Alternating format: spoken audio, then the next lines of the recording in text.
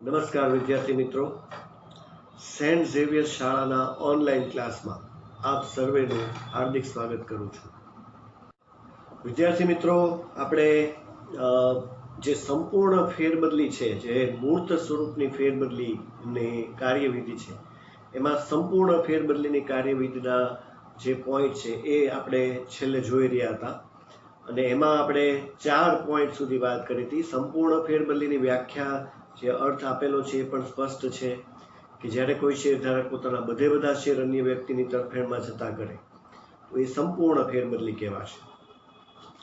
આખી ફેરબદલી મૂર્ત સ્વરૂપની જે ફેરબદલી છે એને લાગુ પડે છે, એટલે એના અનુસંધાને આ ફેરબદલીની જે આખી કાર્યવાહી છે એ આગળ મેં તમને જે જોગવાઈ સમજાવી છે એને ધ્યાનમાં લઈને જ કરવામાં આવી છે. જેમાં આપણે 4 પોઈન્ટ જોયા હતા કે એક ફોર્મ મેળવવું પડે છે, નોંધાવવું પડે છે, જે ફોર્મ મળી શકે છે અને એની અંદર રજિસ્ટ્રારના સહી સિક્કા અને તારીખ હોવી જોઈએ. ત્યાર પછી બંને પક્ષકારોએ ફોર્મ ભરવું પડે છે વિગતવાર, એક વિટનેસની હાજરીમાં, જેણે પણ પોતાના નામ સરનામા સાથે વિગત આપવી પડે છે.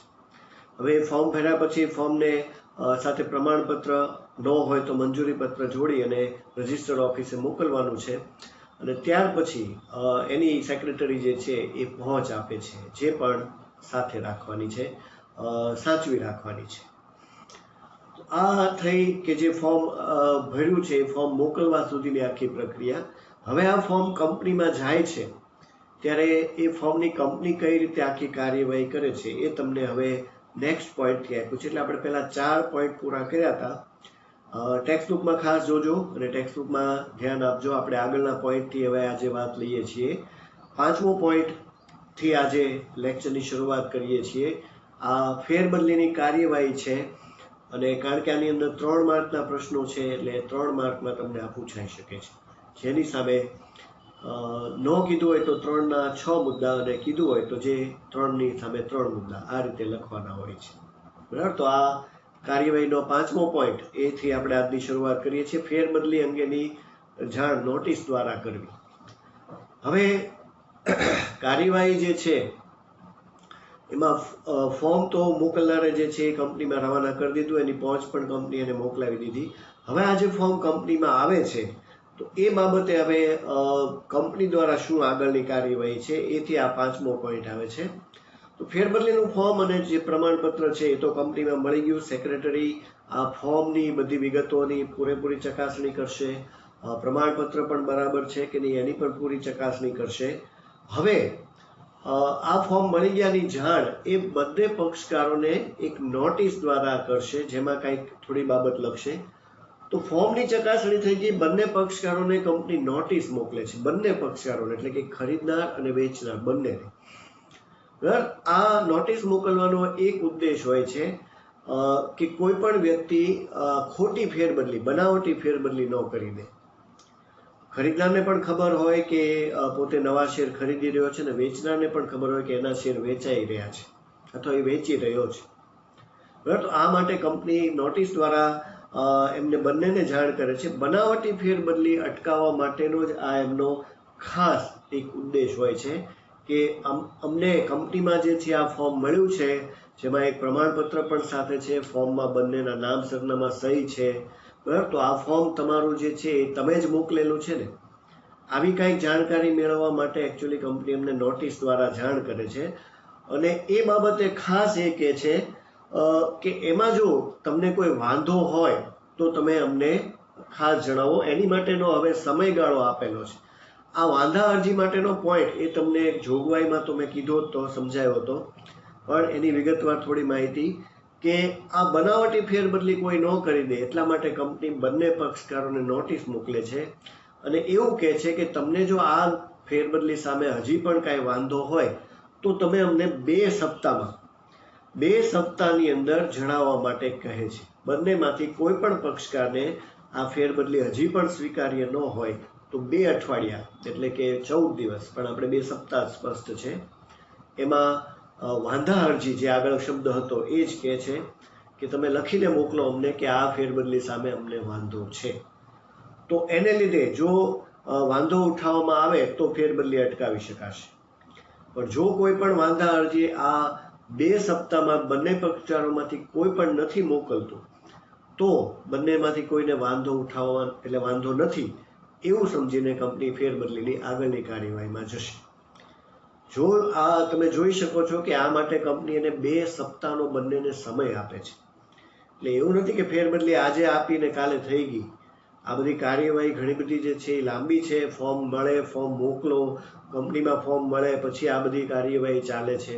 એટલે હજી તો આગળ કીધું ને કે સભ્ય પત્રકમાં જેનું નામ છે એ જ કંપનીનો સભ્ય ગણાશે. ભલે એણે ફેરબદલીનું ફોર્મ મોકલી દીધું તો પણ જવાબદારી તો આગળ કીધું તો એમ એની જ રહેશે. કારણ કે હજી તો આ કંપની કાર્યવાહી ધીમે ધીમે આગળ ચલાવે છે. તો આમાં 2 સપ્તાહનો તો સમય આપ્યો, ત્યાં સુધી તો કંપની આ ફોર્મની આગળની કાર્યવાહી કરશે નહીં. 2 સપ્તાહમાં જો કોઈ પણ પક્ષકાર કાંઈ પણ પ્રકારનો વાંધા અરજી કે કોઈ જવાબ નહીં આપે તો આગળની કાર્યવાહી થાય છે. એ તરફ આપણે જઈએ છીએ. એટલે કે બંને પક્ષને માન્ય છે ફેરબદલી એવું સમજીને કંપની આગળ કાર્યવાહી વધારશે. જે તમારો નેક્સ્ટ પોઈન્ટ આવે છે અને એ છે આપણો પોઈન્ટ શેર ફેરબદલી પત્રકમાં નોંધ કરવી.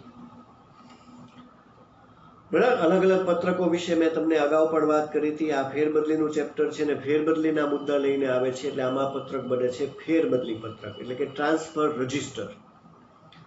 બરાબર, દર વખતે કંપની પોતાના રજિસ્ટર અલગ અલગ જ બનાવે છે. તો આ ફેરબદલી પત્રક હવે બંને પક્ષને નોટિસ મોકલી કે તમારે આની સામે વાંધો હોય તો જણાવો, પણ બંને પક્ષમાંથી કોઈએ જે સમયગાળો આપ્યો હતો 2 સપ્તાહનો એ પૂરો થઈ જવા છતાં પણ કોઈ જવાબ આપ્યો નહીં. એટલે કે એનો અર્થ એવો કંપની સમજે છે કે બંનેમાંથી કોઈને વાંધો નથી અને બંને પક્ષકારોને ફેરબદલી સ્વીકાર્ય છે. તો આવી વાત સાથે આગળ વધે છે.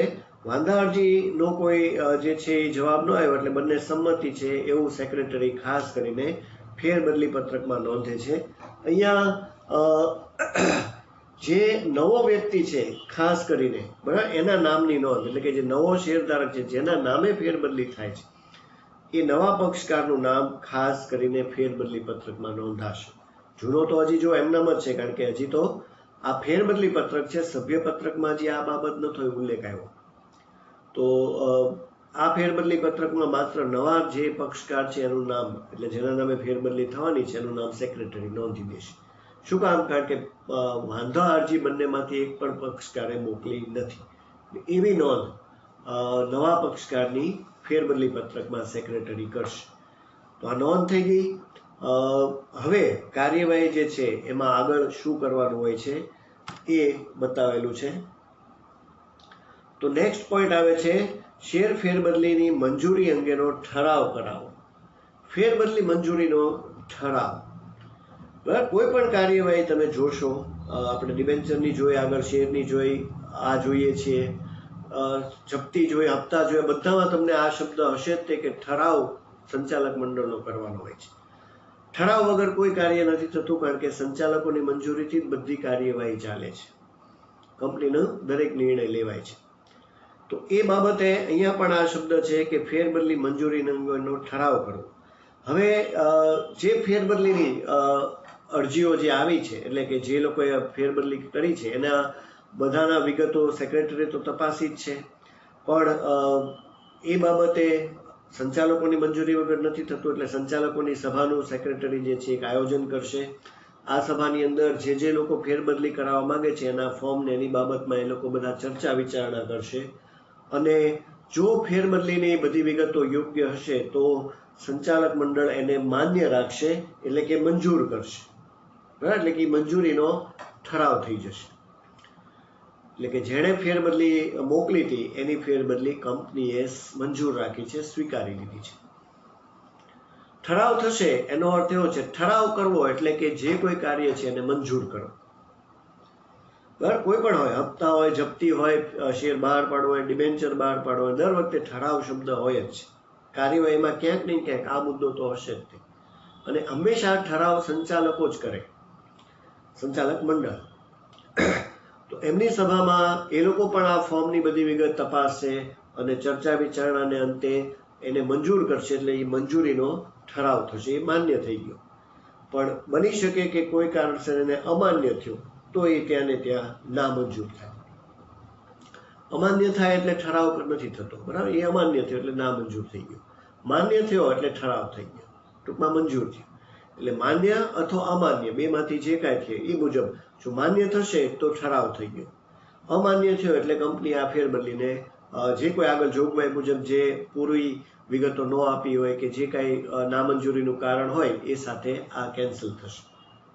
આ રીતે પણ અહીંયા તો આપણે વાત કરીએ છીએ કે ઠરાવ થયો છે એટલે કે એને મંજૂર થયું છે, માન્ય થયું છે. એટલે કે જે ફેરબદલી પક્ષકારોએ મોકલી હતી કંપનીએ સ્વીકારી લીધી છે અને સંચાલક મંડળે મંજૂરીનો ઠરાવ કરી દીધો છે, બરાબર. તો આ રીતે કંપની દ્વારા મંજૂરી અપાઈ ગઈ છે. હવે કાર્યવાહીમાં શું આગળની બાબત કહે છે એ ખાસ આપણે જોઈએ છીએ. હવેનો પોઈન્ટ આવે છે સભ્યપત્રકમાં નોંધ કરવી. આ બાબતે ખાસ કીધું છે કે ફેરબદલી મંજૂરી થઈ ગઈ એટલે કે ઠરાવ થઈ ગયો તો એ બાબતે જે વેચનારનું નામ છે એ સભ્યપત્રકમાંથી નીકળી જશે, કારણ કે એને તો વેચી દીધા છે. આ સંપૂર્ણ ફેરબદલી છે એટલે બધા શેરની જ વાત થઈ રહી છે, બરાબર. તો એણે 100, 200, 500 જે કાંઈ એની સંખ્યામાં શેર હતા એ બધા શેર અન્ય વ્યક્તિની તરફેણમાં એણે ફેરબદલી આપ્યા છે. એટલે સભ્યપત્રકમાં સેક્રેટરી શું નોંધ કરશે તો કે જે વેચનાર છે એનું નામ રદ થઈ જશે અને જે ફેરબદલી જેના નામે થઈ છે એટલે ટૂંકમાં નવો ખરીદદાર એનું નામ જે છે એ સભ્યપત્રકમાં નોંધાઈ જશે, બરાબર. આ પણ સેક્રેટરી જ કરે છે. તો એ બાબતે આ સભ્યપત્રકમાં નોંધ છે.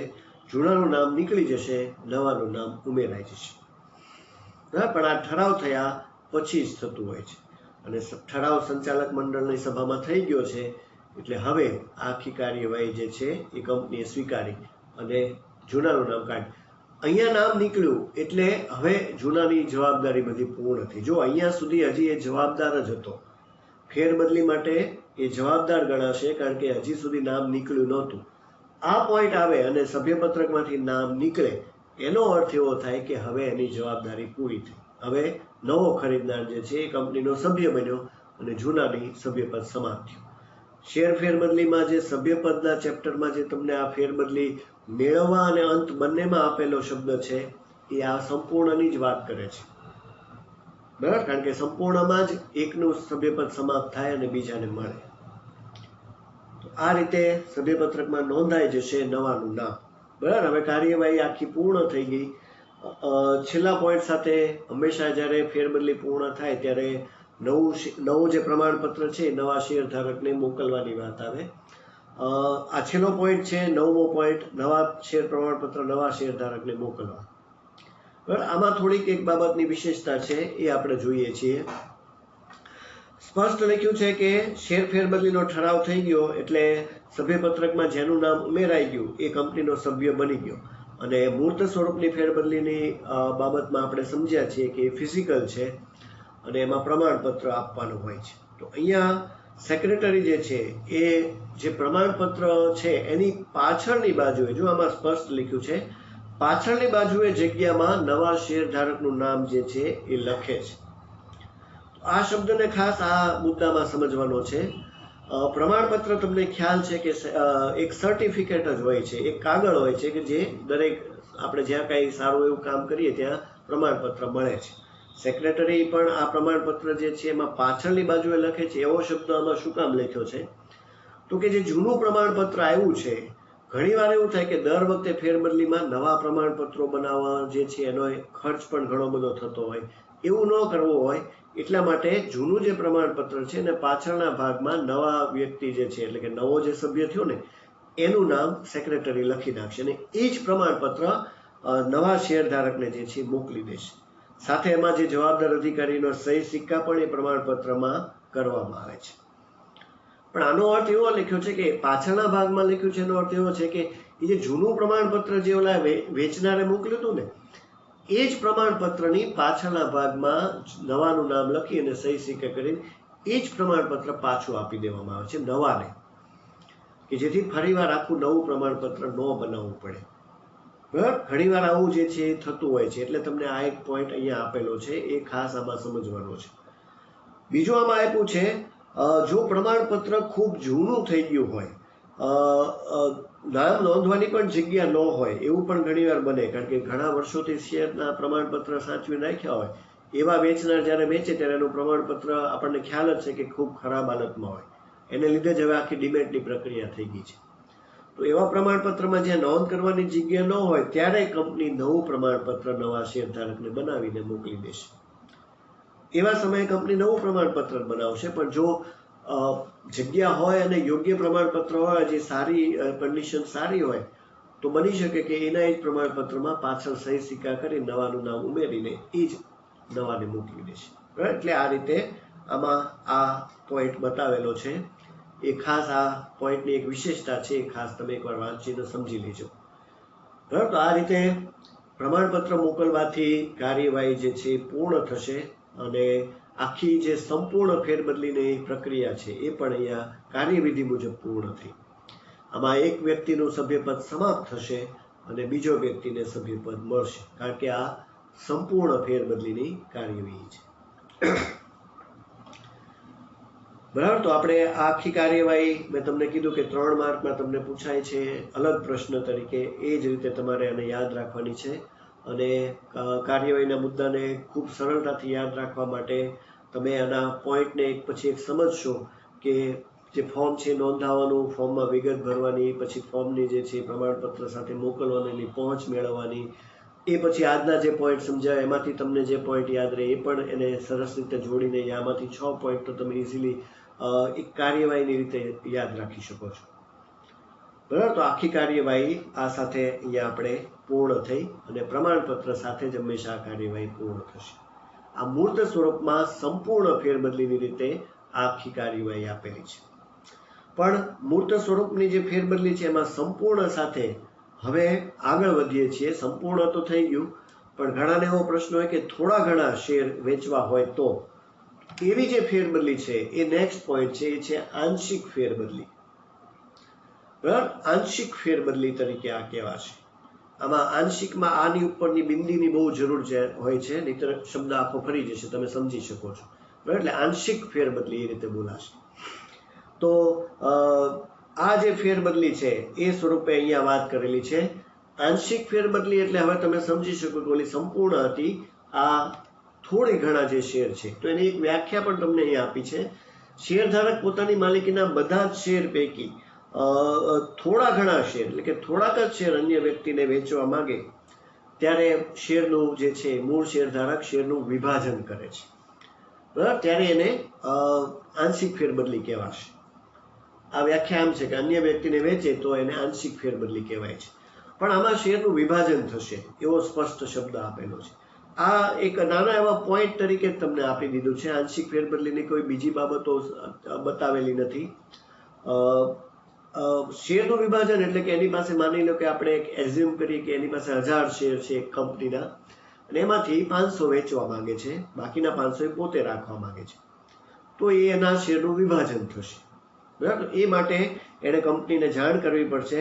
સેક્રેટરી આખી આ જે વિભાજનની પ્રક્રિયા માટે જેટલા શેરની વિભાજનની માંગણી કરશે એ સ્વરૂપે એને મોકલી આપશે અને એ સ્વરૂપે આખી પ્રક્રિયા મુજબ એના શેરનું વેચાણ, એ જેટલા શેર વેચવા હોય એ મુજબ વેચાણ થશે. તો બાકીના શેર એની પાસે જ રહેશે અને જેટલા એણે આંશિક રીતે જેટલા વેચ્યા છે, 500 વેચ્યા, તો એ 500 શેર જેના નામે ગયા એ વ્યક્તિનું નામ સભ્યપત્રકમાં સામેલ થઈ જશે.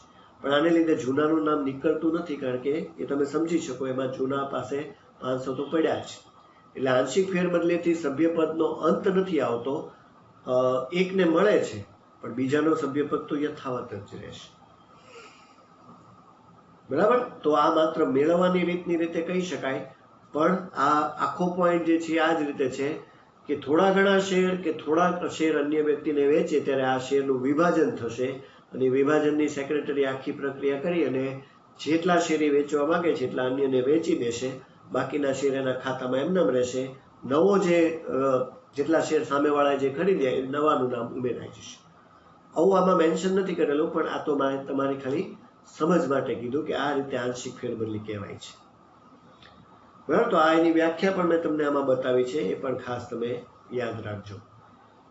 તો આ મૂર્ત સ્વરૂપની છે, એ સ્વરૂપે આ બંને ફેરબદલી સંપૂર્ણ અને આંશિક રીતે બાબત સ્પષ્ટ કરી છે. તો આખી આ કાર્યવાહી સાથે અને આંશિક ફેરબદલીના પોઈન્ટ સાથે આ જે પોઈન્ટ હતો મૂર્ત સ્વરૂપનો એ અહીંયા પૂરો થયો. પણ હવે એનો જે પાછો ફેરબદલીનો બીજો પોઈન્ટ જે અમૂર્ત છે, બરાબર, એ વિશે આપણે આગળ સમજ્યા કે જે ડિમેટની પ્રક્રિયા છે એ હવે નેક્સ્ટ આવે છે, જે અમૂર્ત શેરોની ફેરબદલી છે. આ તમને ફેરબદલીની જે આખું પોઈન્ટ છે એક નોંધ, શોર્ટ નોટની રીતે જ આપેલું છે, ટૂંક નોંધની જેમ જ આખા પેરેગ્રાફ જ આપ્યા છે. એટલે આમાં તમે ખાસ ટેક્સ્ટ બુકમાં જોતા જજો, હું જે કાંઈ સમજાવતો જાઉં છું એ. અને આ ડિમેટની પ્રક્રિયા છે, અત્યારની હાલની જે આખી પ્રક્રિયા છે એ આથી ચાલે છે. પણ આની જે બધી બાબતો છે એને આપણે સમજીએ છીએ. અમૂર્ત, તો આપણે મૂર્તની આખી જે પ્રક્રિયા જે સમજ્યા છીએ, હવે આવે છે અમૂર્ત. તો પહેલા ફિઝિકલ શેરની જે છે ચલણ હતું, કારણ કે પ્રમાણપત્રને આખી જે પ્રક્રિયા હતી. પણ પ્રમાણપત્રની મુશ્કેલીઓ પણ આગળ મેં તમને કીધી હતી, એમાં જે ગેરફાયદા હતા કે પ્રમાણપત્ર ફાટી જાય, ચોરાઈ જાય, ખોવાઈ જાય, આ બધી જે મુશ્કેલી છે એને દૂર કરવા માટે આખી જે છે ડિમેટની પ્રક્રિયા અનુસરવામાં આવી. બરાબર, તો એ બાબતની જે મુશ્કેલી હતી એને દૂર કરવા માટે ડિમેટ આવ્યું. ડિમેટ એટલે ડીમટીરિયલાઇઝેશન, જેનું શોર્ટ ફોર્મ આપણે ડિમેટ બોલીએ છીએ. બરાબર, એ વિશે તમે 11મા ધોરણના જે ચેપ્ટર છે એમાં સમજી ચૂક્યા છો. આને અમૂર્ત કહેવાય છે. હવે બધું જે છે એ ડિમેટથી જ થાય છે, એટલે શેરધારકનું ડિમેટ એકાઉન્ટ જ પહેલું ખોલાવવું પડે છે. પણ આ બાબતે એક ખાસ આમાં વાત કરેલી છે કે કોઈ પણ શેરધારક જ્યારે અત્યારે પોતાના શેર નવા ખરીદવા માંગે તો ડિમેટ ફરજિયાત જ છે, વેચે તો ડિમેટ. જૂના માની લો કે કોઈની પાસે હજી પણ પ્રમાણપત્ર પડેલું છે, એટલે કે મૂર્ત સ્વરૂપનું છે, તો પણ એણે જો પોતાના શેર વેચવા હોય ને તો એણે પહેલા ડિમેટની પ્રક્રિયામાં જવું પડે છે. એ વેચી નથી શકતો. એ એક અત્યારની કંપની ધારામાં નવો જે કંપની ધારાનો નિયમ આપવામાં આવ્યો છે, એ ખાસ. વેચવા સિવાયનું જે છે એ તમે કામમાં એક પોઈન્ટ અહીંયા આપ્યો છે, જે દાખલા તરીકે તો કોઈ પણ વ્યક્તિને વેચવું હોય તો એને ડિમેટથી જ વેચવું પડે છે. એટલે પ્રમાણપત્ર હોય ને કોઈની પાસે તો પણ એને પહેલા ડિમેટ ખોલાવીને ડિમેટમાં જ ફેરવવું પડે છે. હા, એમાં એક ઉદાહરણ આપ્યું છે કે અમુક સંજોગો એવા છે, ભલે આમાં એક ઉદાહરણ આપ્યું છે કે એવા સંજોગોમાં તમે હજી પણ મૂર્ત સ્વરૂપની જે હમણાં આપણે કાર્યવાહી સમજીને એ મુજબ પ્રમાણપત્રથી જ ફેરબદલી કરી શકો છો. એ છે કે દાખલા તરીકે કોઈ પોતાના શેર કોઈને ભેટ સ્વરૂપે આપવા માંગતો હોય તો એ મૂર્તથી હજી પણ થઈ શકે છે. બરાબર, એમાં પ્રમાણપત્રની અદલા બદલી થાય એવી રીતે તો એ એક બની શકે. આ સિવાય કેટલાક સંજોગો એટલે હજી પણ કોઈ હોઈ શકે, પણ આ એક ખાસ આમાં યાદ રાખવાનું. એટલે એવું કહી શકાય કે ભેટ સ્વરૂપે આપવાની પદ્ધતિ જો હોય અને જો એ કોઈ કરવા માંગતું હોય તો હજી પણ મૂર્ત સ્વરૂપની ફેરબદલી સાવ જે છે એ વહી નથી ગઈ. હજી પણ એ આ રીતે તો છે જ તે. પણ વેચવું હોય, તમે વેચાણથી હસ્તાંતરણ અન્યને કરવા માંગતા હોય તો તમારે ડિમેટથી જ કરવું પડે છે. બરાબર, ભેટ સ્વરૂપે આપવું હોય તો હજી પણ એ મૂર્ત સ્વરૂપે પ્રમાણપત્રથી થઈ શકે છે. એ રીતે એને એટલા માટે પણ હજી તમને આ કોર્સમાં પણ મૂર્ત સ્વરૂપને ઉલ્લેખ કર્યો છે, એની ફેરબદલી, એની કાર્યવાહી, જોગવાઈ બધું આપેલું છે. બરાબર, તો એ તો થયું મૂર્તનું જે આપણે સમજી ચૂક્યા છીએ. તો હવે માની લો કે હસ્તાંતરણ વેચાણથી જ કરવું છે તો ફરજિયાત ડિમેટ જ છે. એટલે આ અમૂર્તની જ વાત હવે આપણે આગળ કરીએ છીએ કે અમૂર્તમાં વેચાણ માટે શું કરવાનું હોય તો એ ડિમેટ છે, અને ડિમેટની તમને વ્યાખ્યા આપેલી છે. બરાબર, ડિમેટ એટલે શું તો તમને જો પેરેગ્રાફમાં પહેલી જ લાઈન જે છે, એટલે સેકન્ડ પેરા, લાસ્ટ પેરામાં પહેલી લાઈન, ડિમેટ શેર એટલે ભૌતિક પ્રકારના શેરને ઇલેક્ટ્રોનિક સ્વરૂપમાં નિશ્ચિત પ્રક્રિયા અંતર્ગત રૂપાંતરિત કરવામાં આવે છે. બરાબર, તમને ખ્યાલ છે ઇલેક્ટ્રોનિક માધ્યમથી અત્યારે થાય છે. હવે બધું જે છે એ ફિઝિકલ જે મૂર્ત હતા એ ભૌતિક પ્રકારના કહેવાતા. બરાબર, હવે બધું જે છે એ ઇલેક્ટ્રોનિક માધ્યમથી થઈ ગયું છે. અને એ પ્રક્રિયા દ્વારા તમારા શેર જે છે માત્ર ઇલેક્ટ્રોનિક માધ્યમથી ડિમેટમાં જ રહે છે, જે ડીમટીરિયલાઇઝેશન છે. મૂળ મટીરિયલાઇઝેશન એ કાગળ ઉપર હતું, હવે બધું ડીમટીરિયલાઇઝ એટલે કાગળ નહીં. ટૂંકમાં અત્યારે જે કાગળની જે બધી મુશ્કેલી છે એ દૂર કરવા માટે જ આ પ્રક્રિયા આરંભાય છે. ટૂંકમાં મટીરિયલ ઉપર કાંઈ નહીં એવું, એટલે ડીમટીરિયલ. બરાબર, તો એના અનુસંધાને આ જે બાબત છે એમાં હવે ફરજિયાત ડીમેટ ખાતું છે. આ ડીમેટ ખાતું ક્યાં ખુલે? તો કે ડિપોઝિટરી પાર્ટિસિપન્ટ પાસે તમે ખાતું ખોલાવી શકો છો. બરાબર. ભારતમાં ડિપોઝિટરી તે કાર્ય કરતી જે સંસ્થાઓ છે જે ભારતમાં અસ્તિત્વમાં છે, જે ડિપોઝિટરી તરીકે જામીનગીરી સાચવનાર એજન્ટ તરીકેનું કામ કરે છે, એ બે બતાવેલી છે તમને. તમે જુઓ એમાં આપેલા છે NSDL એટલે નેશનલ સિક્યુરિટીઝ ડિપોઝિટરી લિમિટેડ.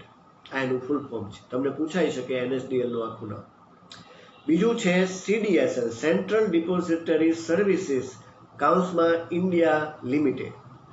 બરાબર. ભારતમાં આ બંને સંસ્થાઓ જે છે એ જામીનગીરી સાચવનાર એજન્ટ તરીકે કાર્ય કરે છે. જામીનગીરી એટલે કે તમારા શેર. બરાબર. તો એ આ બંને સંસ્થાઓ ભારતમાં કાર્યરત છે, આ ડિપોઝિટરી તરીકે કાર્ય કરે છે.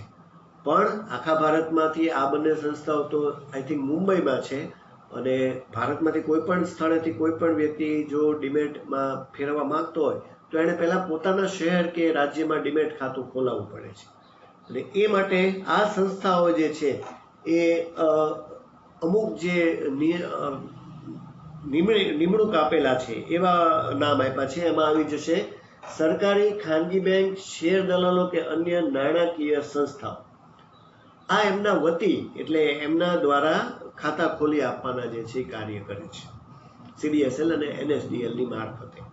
બરાબર. તો આ સંસ્થાઓ વતી એ આ સરકારી બેંક, ખાનગી બેંક પણ આ કામ કરે છે, શેર દલાલો તો હોય જ છે જે આ કામ કરે છે, અથવા અન્ય પણ નાણાકીય સંસ્થાઓ આવા ડીમેટ ખાતા જે છે એ જ્યાં ત્યાં જે કોઈ શહેરમાં તમે હોય એ જગ્યા ઉપર તમારા ખાતા ખોલી આપે છે. પણ બધું જે શેર ને ડીમેટના જે કાંઈ શેર છે એ સાચવવાનું કામ ઓલી બે સંસ્થાઓમાંથી કોઈ કરે છે. એ બાબતે અહીંયા ખાસ વાત કરેલી છે. આ ખાતું જે છે એમની પાસે ખોલાવી શકાય છે. ખરીદ વેચાણ, જ્યારે ડીમેટ ખાતું ખોલે તો ડીમેટ ખાતાનો જે મુખ્ય ઉદ્દેશ્ય શું હોય છે કે તમે શેર બજારમાંથી શેરની ખરીદી વેચાણ કરી શકો, એ માટે ડીમેટ ખુલે છે. બરાબર. તો આ ખરીદ વેચાણ કરવા માટે જ્યાં તમે ડીમેટ ખાતું ખોલાવો એ ત્યાં તમે એના એકાઉન્ટ હોલ્ડર એટલે કે ખાતેદાર બની ગયા કહેવા. એ ખાતેદારને આ જે કોઈ શેર દલાલ છે કે બેંક છે કે એ એને એક ખરીદ વેચાણ શેરનું કરવા માટે એક સ્લીપ આપે છે, જેને કહેવાય ઇન્સ્ટ્રક્શન અથવા ઇન્ટિમેશન. આ બંને એક જ નામ છે પણ અથવાની રીતે. ઇન્સ્ટ્રક્શન સ્લીપ અથવા ઇન્ટિમેશન સ્લીપ. બરાબર. આવી સ્લીપ આપે છે અને એ ભરવાની હોય છે ને એમાંથી જ આપણે નવા શેર ખરીદી કે જૂનાનું વેચાણ કરી શકીએ છીએ. એ ખાસ તો ઇન્ટિમેશન સ્લીપ શું છે એટલે કે કેવી હોય છે એ તમને નેક્સ્ટ પેજ ઉપર એનો એક નમૂનો આપેલો છે. ખાસ તમે જોઈ લો. આ નમૂનો બતાવેલો છે. આની અંદર ઉપર કંપનીનું નામ, એનું આખું એડ્રેસ, પછી બીજી બધી વિગત હોય છે, એના જે નંબર, સિરિયલ નંબર હોય છે, નીચે જે બધા કોષ્ટક આપ્યા છે એમાં કેટલા શેર છે, કઈ સિક્યોરિટી છે એટલે કે તમારું ક્યાં શેર દલાલ પાસે ખાતું છે એની વિગત, તમારે ક્વોન્ટિટીમાં કેટલા શેર ખરીદવા વેચવાના છે. વેચવા ખરીદવા બે માટે આ જ હોય છે. એ ઇન ફિગર્સમાં કે વર્ડ્સમાં પણ બંનેમાં જે છે આ લખવાના હોય છે. આ જ રીતે નીચે બધા ખાના આપ્યા છે, ફર્સ્ટ હોલ્ડર, સેકન્ડ હોલ્ડરની સહી છે. આ બધી વસ્તુ જે છે આખો આવી સ્લીપને ઇન્ટિમેશન સ્લીપ કહેવાય છે. બરાબર. ઉપર કંપનીનું નામ, પછી ફર્સ્ટ હોલ્ડરની સહી, શેરની સંખ્યા, બરાબર, એ બધું ડેટ, આ બધું ભરવું પડે છે. આને ઇન્સ્ટ્રક્શન સ્લીપનો આ નમૂનો છે. બરાબર. તો આ રીતે આખી સ્લીપ પણ તમને બતાવેલી જ છે. એ પણ ટૂંકમાં બીજી અલગ અલગ કંપનીમાં થોડા ઘણા ફેરફાર હોય, પણ આ નમૂનો ટૂંકમાં આની આસપાસનો હોય છે. એ રીતે તમને એક બતાવેલો છે.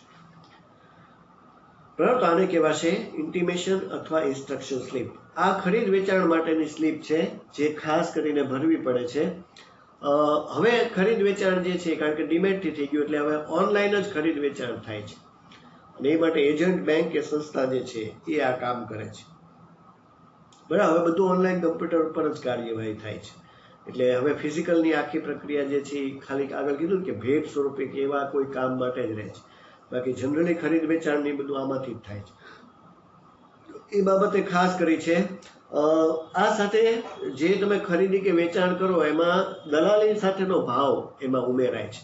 આમાં દલાલી લાગે છે. આગળ કીધું ને કે બધા ફેરબદલીનું મહત્વમાં કીધું કે સરકારે પણ આમાં કર નાખ્યો છે, બરાબર. એ બધા જે આવક છે એ બધી મળવી જોઈએ ને, એ રીતે આમાં પણ એક દલાલી, જેને ઇંગ્લિશમાં બ્રોકરેજ કહેવાય છે, બરાબર, એ પણ એમાં ઉમેરાઈ જાય છે અને એ પછી એનો ભાવ નક્કી થાય છે. તો 100 રૂપિયાનો શેર હોય તો એની સામે જે કાંઈ એની દલાલી અમુક થતી હોય એ સાથે તમને એટલાય પડશે. એટલે 100 ની સામે તમારે 105 કે 102 એવી રીતે વધારે રૂપિયા એ ભરવા પડશે. તો એ દલાલી ખરીદી અને વેચાણ બંનેમાં લાગુ પડે છે. ખરીદો તોય દલાલી લાગે, વેચો તોય દલાલી લાગશે, બરાબર. એ બાબતે વાત કરેલી છે. આની અંદર જે કાંઈ જમા ઉધાર થાય છે એ કઈ રીતે થાય છે, તો કે માની લો કે તમે નવા શેર ખરીદ્યા. આપણે શેર બહાર પાડવાનું ચેપ્ટર સમજી ચૂક્યા છીએ. તમારા ખાતામાં જે છે એ એકાઉન્ટ, એટલે તમારા બેંક એકાઉન્ટમાંથી પૈસા જે છે એ ડિડક્ટ થઈ જશે અને કંપનીના ખાતામાં જમા થઈ છે. તમારા ડીમેટ એકાઉન્ટમાં શેર જમા થશે, એટલે તમારા પૈસા ઉધાર થયા અને શેર જમા થયા. જો તમે ખરીદો તો. જો તમે વેચો તો આની ઉલટી પ્રક્રિયા થશે. તમારા ડીમેટ ખાતામાંથી શેર જે છે એ ઉધાર થઈ જશે અને એના જે પૈસા વેચવાથી આવ્યા તમારા બેંક એકાઉન્ટમાં જમા થશે, બરાબર. તો આ રીતે એ જમા ઉધાર જે છે એ થતું હોય છે. બેંક કે સંસ્થા હવે ની આ જે આખી ફેરબદલીનું છે એ મુજબ કંપની જે છે એ આમાં કોઈ પણ કાર્યવાહી કરતી નથી, એવું સ્પષ્ટ લખેલું છે. આમાં કંપનીનું કોઈ નિયંત્રણ હોતું નથી. કંપની આ બાબતે કોઈ ફેરબદલી માટે કાર્યવાહી કરતી નથી. આ બધું NSDL અને CDSL વતી જે સંસ્થા કે જે બેંક છે એ જ આ બધું કરે છે, બરાબર. આમાં બેંક કોઈ પણ કંપની જે છે કોઈ પણ પ્રકારની કાર્યવાહી આ બાબતે કરતી નથી. બધું કામ NSDL કે CDSL ની નિમાયેલી જે સંસ્થા કે બેંક છે એ જ કરે છે. કંપની તો ખાલી એના વેબ પેજ ઉપર એટલું જોઈ લે છે કે આજની તારીખમાં કેટલા વ્યક્તિએ નીકળી ગયા શેર ધારક તરીકે, કેટલા નવા ઉમેરા, બસ એ જ એનું કામ છે. બાકી આમાં કંપનીનું હવે કોઈ ડિમેટમાં કામ નથી, બરાબર. બધું જામીનગીરી સાચવનાર એજન્ટમાં CDSL અથવા NSDL ના જ આ કાર્યવાહી છે. તો આ રીતે ડિબેટમાં આખી પ્રક્રિયા ફરી ગઈ છે, બધું અલગ થઈ ગયું છે અને હવે કોઈ કાગળ કે એવું આવતું નથી. હવે બધું જે છે એ ડીમટીરિયલાઇઝેશનની રીતે ડિબેટમાં જ રહે છે, બરાબર. તો આખી જે તમને પોઈન્ટ આમાં સમજાયો છે ડિબેટની આખી પ્રક્રિયાનો, એ મુજબ મેં તમને વિગતવાર આની માહિતી આપી. આ ઇન્સ્ટ્રક્શન સ્લીપ પર શું છે એની પણ સમજણ આપી અને કઈ રીતે જમા ઉધાર થાય છે, કોણ સંસ્થાઓ કાર્ય કરે છે, એ બધી વિગત આખા અમૂર્ત જે ડિમેટની પ્રક્રિયા છે એમાં સમજાવે, બરાબર. વિદ્યાર્થી મિત્રો, આ ખાસ વાંચજો. આમાં પણ પ્રશ્નો છે, એ પ્રશ્નોને આપણે સમજવાના છે અને એને યાદ રાખીને એને લખવાના છે. તો આ સાથે અત્યાર પૂરતું આપણે જે છે એ આ પોઈન્ટ સાથે અત્યારે આ લેક્ચરને પૂર્ણ કરીએ છીએ અને તમને હોમવર્કમાં જે છે આપણે ફેરબદલી અંગેની જે જોગવાઈઓ જે બાકીના આગળ જે આપણે 6 પોઈન્ટ લાસ્ટમાં જોયા હતા, એ પછી જે આગળના પોઈન્ટ છે એ અને ફેરબદલીની વિધિના જે 4 મુદ્દા જે પણ લાસ્ટ લેક્ચરમાં હતા એ સુધીનું તમારે એકવાર હોમવર્કમાં કરવાનું છે, બરાબર. જોગવાઈના જેટલા બાકી મુદ્દા અને ફેરબદલીના 4 મુદ્દા જે લાસ્ટ લેક્ચરમાં પૂરા કર્યા હતા એટલું એકવાર લખી અને હોમવર્ક બતાવવાનું છે. તો આ સાથે અહીંયા હું આ લેક્ચરને પૂર્ણ કરું છું. હવે પછી જે આગળ પોઈન્ટ છે એ આપણે નવા લેક્ચરમાં સમજશું અને નવા લેક્ચરમાં ફરી મળશું. ત્યાં સુધી સર્વેને નમસ્કાર.